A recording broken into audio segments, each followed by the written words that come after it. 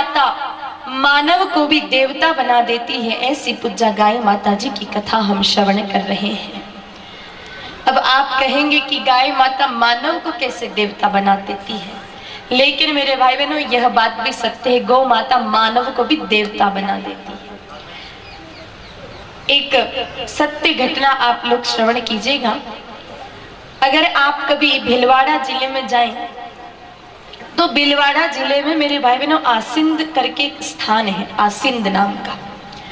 आसिंद में सवाई भोज का बहुत बड़ा मंदिर है, 3 मंजिला बड़ा सवाई भोज का मंदिर है। मेरे भाई बहनों परम पूज्य गुरुदेव भगवान विगत 6 वर्ष पूर्व जब आसिंद में पधारे, सवाई भोज का इतना विराट मंदिर देखा तो मन में प्रश्न उठा कि सवाई भोज का मंदिर क्यों बनाया है, और वो भी कोई छोटा मोटा नहीं, इतना बड़ा मंदिर बनाया। तो उनके जो पुजारी जी थे, जो सेवा करते थे उस मंदिर की, उन्हें पूछा कि सवाई भोज ने ऐसा क्या किया जो इनका इतना बड़ा मंदिर बना दिया। तो पुजारी जी ने कहा कि देव नारायण भगवान के पिताजी थे, इसलिए इनका भगवान का मंदिर बनाया है। देव नारायण भगवान जानते होंगे ना आप, देव जी महाराज। तो देव नारायण भगवान के पिताजी हैं, इसलिए इनका मंदिर बनाया। ये बात तो कुछ हजम हुई नहीं। सिर्फ देव नारायण भगवान के पिता हैं इसलिए तो मंदिर बन नहीं सकता, क्योंकि दशरथ जी भी तो राम जी के पिताजी हैं, उनके तो कहीं मंदिर दिखते ही नहीं है। नंद बाबा मेरे भाई बहनों और वसुदेव जी भी पिताजी थे कृष्ण भगवान के, लेकिन उनके तो कहीं मंदिर नहीं दिखते। तो फिर सिर्फ देव नारायण भगवान के पिता हैं इसलिए तो मंदिर नहीं बनाया जा सकता। तो मेरे भाई बहनों उन पुजारी जी ने एक पुस्तक दी देव नारायण भगवान के चरित्र की। उस पुस्तक को पढ़ा तो मेरे भाई बहनों कारण समझ में आ गया कि सवाई भोज का इतना सुंदर और इतना बड़ा मंदिर क्यों बनाया। और मेरे भाई बहनों वो कारण गौ माता से जुड़ा है, ध्यान से सुनिएगा। सवाई भोज किसान थे मेरे भाई बहनों। सवाई भोज गौ माताओं को चराने के लिए रोज जंगल में जाते थे, बहुत बड़े गौ भक्त थे सवाई भोज। और जाने के लिए भी 2 नियम थे सवाई भोज के, अपने साथ पानी भी साथ में ले जाते थे, भोजन भी साथ में ले जाते थे। लेकिन जब तक गाय माता पानी पीकर तृप्त नहीं हो जाती तब तक सवाई भोज पानी नहीं पीते थे। जब तक गाय माता सुबह सुबह चारा खा करके और दिन में आराम से बैठ न जाती तब तक सवाई भोज भी कुछ खाते पीते नहीं थे, ये उनका नियम था। मेरे भाई बहनों अब एक दिन सवाई भोज गए गौ माता को चराने के लिए। एक पहाड़ी पर बहुत सुंदर मुलायम मुलायम घास लगी हुई थी। विचार कि आज गैया मैया सूखी सूखी घास तो रोज खाते हैं, आज हरी घास खाएंगे तो उनका भी चित्त आनंदित हो जाएगा। इसलिए मेरे भाई बहनों सवाई भोज अपनी गौ माताओं को लेकर उस पहाड़ी पर चले गए चराने के लिए। अब उसी पहाड़ी पर एक भोले बाबा का बहुत पुराना मंदिर था, शिवालय था। बिल्कुल मेरे भाई बहनों निर्जन स्थान था, वहां पर कोई जाता था नहीं, बस भोले बाबा का मंदिर था। और वहां पर एक गाय माता हमेशा रहती थी। वो गाय माता उसी पहाड़ी पर चरती। शाम को जब दूध देने का समय आता तो मेरे भाई बहनों वो भोले बाबा के मंदिर पर जाकर उनके शिवलिंग के ऊपर खड़ी होकर के उनके दूध की धार शिवलिंग पर बहाती थी। रोज गैया मैया शिवलिंग पर दुग्ध अभिषेक करते थे, ये रोज का नियम था उन गाय माता का। अब जैसे ही सवाई भोज गौ माता लेकर उस पहाड़ी पर पहुंचे तो भोले बाबा की उन गैया मैया ने सवाई भोज की गैया मैयाओं को देखा। विचार किया कि रोज अकेले अकेले तो मैं यहाँ पर रहती हूँ, आज मेरी साथी संगीदार आई है तो क्यों ना मैं भी इनके साथ चल लूं।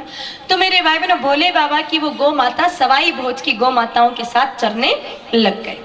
उन गाय माता ने देखा कि ये तो बहुत बड़ा गौ भक्त है, जब तक हम चारा नहीं खावे तब तक तो ये खाना भी नहीं खाता, हम पानी न पिए तो तब तक ये पानी भी नहीं पीता। फिर मेरे भाई बहनों दिन भर गौ माता ने चरा। उसके बाद वो गाय माता शाम को भोले बाबा के मंदिर पर गए। भोले बाबा ने कहा गौ माता को कि मैया आज बड़े प्रसन्न नजर आ रहे हो, आज क्या बात हुई जो इतना प्रसन्न हो। कहा बाबा क्या बताऊं, आज तो एक बहुत बड़े भक्त से मिले हैं हम, सवाई भोज उसका नाम है और इतना बड़ा गौ भक्त है, कलयुग में ऐसी गौ भक्ति दिखती नहीं है। वो तो इतना बड़ा गौ भक्त है कि साथ में पानी लाता है, भोजन भी लाता है, लेकिन जब तक हम ना भोजन कर ले तब तक वो भी भोजन नहीं करता। हम लोग जब तक पानी ना पिए तब तक वो पानी भी नहीं पीता है। भोले बाबा को बड़ा आश्चर्य हुआ कि कलयुग में भी कोई ऐसा भक्त हो सकता है क्या? ऐसी भक्ति तो कन्हैया ने की थी कभी किसी समय में, द्वापर युग में, तो इस कलयुग में ऐसा बड़ा भक्त कौन आ गया, जाके मैं भी तो मिलूं। भोले बाबा ने विचार किया, निज रूप में जाऊंगा तो हो सकता है सवाई भोज उस रूप को देख ना पाए, इसलिए मेरे भाई बहनों संत का रूप बनाया, एक ब्राह्मण का वेश बनाया और भोले बाबा गए सवाई भोज के पास में। देखा वाकई में सवाई भोज बहुत बड़े गौ भक्त हैं, गौ माता के बड़े प्रेम से चरा रहे हैं। तो ब्राह्मण रूप में जो भोले बाबा गए थे, उन्होंने सवाई भोज से कहा, अरे सवाई भोज, हमने सुना है कि तुम बहुत बड़े गौ भक्त हो, गौ माताओं की बड़े प्रेम से सेवा करते हो। इतना सुनते ही मेरे भाई बहनों सवाई भोज ने कहा, नहीं नहीं, हम कहाँ के गौ भक्त हैं, हम तो ग्वाले हैं, यहाँ गैया मैया को चराने के लिए लाते हैं, गैया मैया अपने आप चर लेती, मैं क्या चराता हूँ। याद रखना, बड़े लोग कभी अपनी बड़ाई नहीं कहते हैं, ये गांठ बांध लेना। जो अपनी बड़ाई खुद अपने मुख से कहे, समझ लेना कि बड़प्पन बिल्कुल भी नहीं है। बड़े लोग कभी अपनी बड़ाई नहीं कहेंगे। कभी कोई अच्छा काम कर भी दिया, किसी का भला कर भी दिया, तो अपने मुख से ये नहीं कहेंगे कि मैंने इसका भला किया या मैंने ये अच्छा काम किया। ये खासियत होती है मेरे भाई बहनों बड़े लोगों की। और अगर आपने काम तो किया चींटी जितना और डिंडोरा पीट रहे हो हाथी जितना, तो वो काम करने से भी कोई लाभ नहीं है। तो सवाई भोज सहज थे, कहा नहीं नहीं, मैं तो रोज आता हूँ गैया को चराने, अपने आप गैया मैया चर लेती है। कहा नहीं नहीं सवाई भोज, तुम झूठ बोल रहे हो, मुझे पता है तुम बहुत बड़े गौ भक्त हो, और तुम्हारी गौ भक्ति को तो मैंने अपनी गौ माता के मुख से सुना है, इसलिए मैं समझ चुका हूं कि तुम बहुत बड़े गौ भक्त हो। मेरे भाई बहनों, अब क्योंकि सवाई भोज दूध पीते थे गाय माता का, इसीलिए बुद्धि तो बड़ी तेज चलती थी, उसी बात को पकड़ लिया। कहा आप एक बात कह रहे हैं कि आपने अपनी गौ माता के मुख से सुना है, इसका मतलब आप गाय माता की भाषा समझते भी हैं, तो आप कोई साधारण नहीं हो सकते, क्योंकि गौ की बात को जो समझे वो तो कन्हैया ही हो सकता है, बाकी कोई साधारण व्यक्ति नहीं हो सकता। आप अपना असली वास्तविक स्वरूप मुझे बताइए। मेरे भाई बहनों भोले बाबा पकड़े गए, तो आखिरकार उनको अपने निज स्वरूप में आना पड़ा और उनको बताया कि सवाई भोज, कल से मेरी गैया मैया तुम्हारी गौ माताओं के संग में चल रही है, और उनके द्वारा मुझे पता चला कि तुम बहुत बड़े गौ भक्त हो। जैसे ही मेरे भाई बहनों सवाई भोज ने ये बात सुनी, कहा भगवान कल से आप की गैया को मैंने चराया है, 2 दिन हो गए, तो अब चराई तो आपको देनी पड़ेगी, क्योंकि आपकी गैया को मैंने 2 दिन तक चराया है, चराई देनी पड़ेगी। भोले बाबा प्रसन्न हो गए, कहा रे सवाई भोज मांग क्या चाहिए। अब अपन होते तो क्या मांगते, नागौर में 2-4 कहीं प्लॉट मांग लेते, जयपुर में 1 आध प्लॉट मांग लेते भगवान से, लेकिन सवाई भोज गौ माता का दूध पिए थे, इसलिए मेरे भाई बहनों बुद्धि बड़ी तीक्ष्ण थी।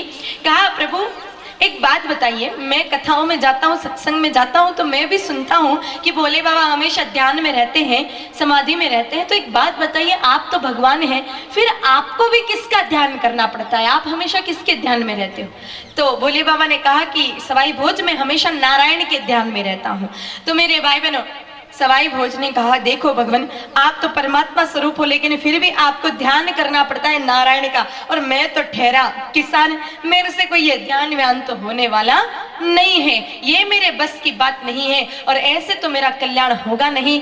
इसीलिए आप मुझे कुछ देना चाहते हैं तो एक काम करो, आप जिसके ध्यान में रहते हो उसका ध्यान मुझसे होगा नहीं, लेकिन इतना वरदान दे दो कि वो नारायण मेरे घर में पुत्र बनकर आ जावे, क्योंकि भगवान बनकर के आए तो भी मैं उनकी सेवा चाकरी नहीं कर पाऊंगा, हाँ लेकिन बेटा बन के आएंगे तो उनको निलाऊंगा, उनको सहलाऊंगा, उनको लाड करूंगा, उनको खिलाऊंगा, इसी में उनकी सेवा कर लूंगा। तो इतना वरदान मुझे दे दीजिए। कितना सुंदर वरदान मांगा मेरे भाई बहनों।